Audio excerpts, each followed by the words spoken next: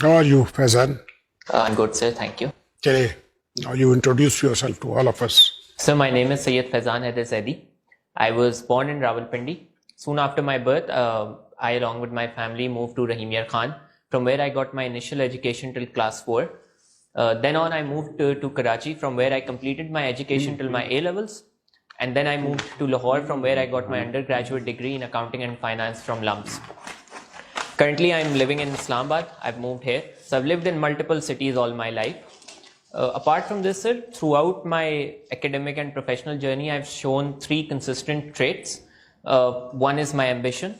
The second is my ability, consistency in achieving those ambitions.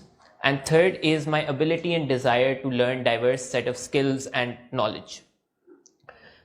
These 3 traits have essentially allowed me to get internships at some of the top multinationals, represent Pakistan in debating and excel at sports as well. And after that, I realized that my destiny lies in CSS, and therefore I gave the exam, and today I have the pleasure of sitting with you people. Okay, thank you. So I hope you have prepared yourself for the interview. Yes, sir. I've tried my best. What do you expect that what type of question you will be asked? Sir, so the general... You just name the topics which you have prepared that you anticipate that these questions could be. Sir, I feel that they'd ask me about my optionals, because accounting and business are non-conventional optional subjects. I feel that they will ask me about that. Current affairs, I feel I will be asked about, particularly with regards to what's happening in USA, because I have US history as an optional. And I feel some questions regarding my operational efficiency when it comes to my preferences. I feel that these are the questions which will primarily be asked. ये तो 3 question है यार. Sir, only 3 topics. Within these, I feel that there are multiple dimensional dimensions. Chale, you are multi-dimensional. Yeah, yes. Okay, I think you were born in the last century, in the 20th century. Yes. What are the major events of the last century which you remember? Sir, the 2 world wars, I feel that they defined a lot of things. And then during the last century, I feel that the rise of Islamic militancy, which culminated in 2001 9/11 attacks, I feel that these 2 I would primarily consider. How many years are in a century? 100. So you start from 1901, yeah, and you conclude 2000. 2000. It's a huge Yes. time. तो कुछ और नहीं याद आता? Sir, formation of Pakistan obviously is an important event as well. But the events I pointed out were more in a global context, how they have impacted the world order as it is right now. I feel that those are the 2, the world war. What are your views about this Brexit? Do you think it is good for European Union or bad? So for the European Union, I feel that they have got a good deal. The deal that they've got right now, they're happy with it. I feel that the problem will be for the United Kingdom. In fact, European Union will survive regardless. The problems will be with the United Kingdom, I feel. How? So because now they have taken a step which... The nation which has ruled the world for whole of the centuries. Yes. Sir, I feel that exactly that is the reason. Do you think they have not thought about all these things? So when populist rhetoric takes precedence over they had politics, plenty of time after a referendum. They have been thinking for 2 long years.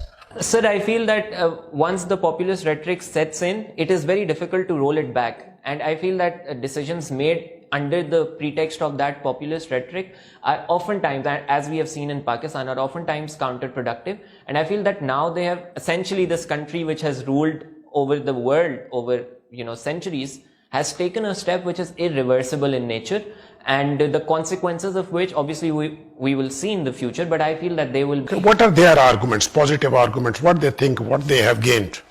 So they feel that the United Kingdom is now going to be a much more uniform country in a sense that now they will not have the European immigrants coming in. They will be, that is the first. The second is that they feel that they will be more independent in their decision making in terms of their trade laws, in terms of who they want to trade with, who they want to give, immigration status to, and all of those things. Now they have got the whole world, the whole American continent, Australia, Canada.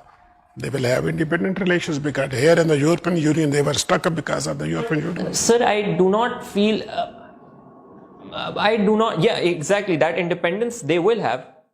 That is the argument that they give. And third argument which they give is that the less fortunate in the United Kingdom, or the people who are hardworking people, who you call the working class, they will now be economically advantaged because of the immigrants not coming in. I feel these are the three primary arguments that they give. What is the definition of crime? So crime is an act or omission which is contrary to the laws which have been stated, and when a moral value is codified in the constitution or in a law and then it is broken, it becomes a crime. How do you see the future of democracy in Pakistan? Sir, I feel that the future of democracy is bright. I feel that we are living in times where any other option other than democracy will be very hard to justify and to implement. You say that it will be good, but on what ground you are saying? So I'm saying that because we are no longer living in the 1900s. We have a free media. We have an educated civil society, a civil society which is willing to stand up on certain principles, not all principles, but still certain principles they're willing to stand up on. And the third, I feel that now, after 3 consecutive transitions of power, the people have had a taste of political participation. Particularly over the last 10 years, the political participation has increased. And so now people are no longer ignorant about how their country is being run or who's running them, who's running the country. How do you assess the performance of this government for the last 2.5 years? Sir, I feel that this government has the benchmark that it set for itself has not been met. Undoubtedly, it has not been met. But despite that, there are positives to look into as well. Our problems are structural. So you cannot expect one government to come in and make sweeping reforms. The structure needs to be corrected, and I feel that we are on the path of making those structural adjustments. Can you tell me what are the implications of COVID-19 on our society?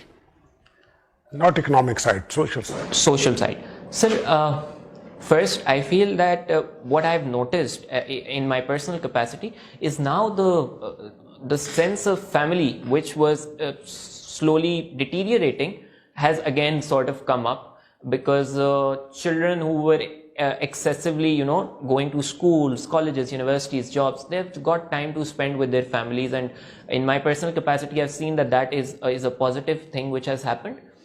The other thing, sir, I feel that the concept of self-sufficiency has come into our society, in which we have decided to take matters into our own hand when it comes to education. We are now more self-reliant in terms of we have gone towards online education. Our systems have gone online. A third thing, sir, a social transition which has taken place because of COVID is now we have realized how important healthcare is for the country, how important sustainable healthcare and disaster management is for the country. And I feel that is a very good thing. The fourth thing which I feel is very important is that we have, in a disaster situation, we have implemented this hybrid model in which we had the political leadership and operational capacity of other institutions. And this has proven to be very successful. And so now we have a model on how we can deal with future problems if they arise anytime. Thank you. Why there is upsurge in violence in Afghanistan? Sir, yes. Recent upsurge. So we have seen that the Taliban operate under the model which is fight and negotiate. This was a model which was initially started by the United States of America, but the Taliban have actually implemented it over the last few decades, where they fight and they negotiate, they do it all the time, and they do these things simultaneously. Taliban, in an attempt to strengthen their position on the negotiation front, are sort of engaging in violence. This is the first factor. The second factor is that there is also space which is being exploited by other non-state actors, which include IS and certain other factions. Section 6 of the Constitution was amended in the 18th Amendment. What amendment was that, or is that? Sir, I cannot recall what amendment was made in the Section 6 of the Constitution. You know what is Section 6 No, I am not aware. of the Constitution? Very important, you should know about it. I will read upon it, sir. How will you evaluate the working of our bureaucratic machinery? Sir, I feel that our bureaucratic machinery has been problematic in a lot of ways. While it has had its positives, I feel that it is important to outline the negatives at this point in time, because the negatives have been very far-reaching in terms of their impacts. These negatives, I feel, include that this machinery is outdated in terms of we have not really tried to improve up on the bureaucratic machinery which we inherited after partition. That is the first thing. The second thing, I feel that there's an excessive divide between the bureaucratic machinery and the population. I feel that this divide needs to be bridged so that bureaucrats are not thought of as the rulers. In fact, they're thought of in reality as civil servants. I feel that is a second thing about bureaucratic machinery. I feel the third thing, we are still living in the times of paper and files, where the world has moved on to information technology, e-governance, and we have seen some institutions move on to that model. We have NADRA and we have these sort of institutions who have inculcated information technology in their operations. I feel if the bureaucratic machinery as a whole improves on this, we can go a long way. Prime Minister Inspection Committee on Administrative Reforms has put up quite a number of proposals to the Prime Minister for improving the working of bureaucratic machinery. Can you tell us about those proposals, about a few of them? Sir, so from what I had read up on and from what I remember, the first one was some reforms regarding recruitment, in which it was argued that people who select groups in which they want to go into should give the exams of the optional subjects with regards to the group they want to go in. So if someone wants to go into the police service, they should have criminology. If someone wants to go into foreign service, they must have international relations. That is one of the reforms. The other was, I think they also argued about security of tenure, which is a controversial topic, and there was no conclusion, I feel, which was reached regarding this. The third, and I think Mr. Ishrat Hussain argues vehemently about it, is increasing the sort of financial compensation and bring it to market level at least for the bureaucrats. I feel that these are three of the reforms which I remember from the many which were given. One of your weaknesses you have mentioned is overthinking. Yes, what do you mean by this, overthinking? Sir, I feel that in routine tasks, I tend to think if I can do this in this manner or I can do it in this manner. So I take my time to assess which option or which path I should take. I feel that oftentimes in ways can be disadvantageous. Okay, you can write some appropriate word. Overthinking doesn't carry any sense. Right. If it had, I would not have asked you this question.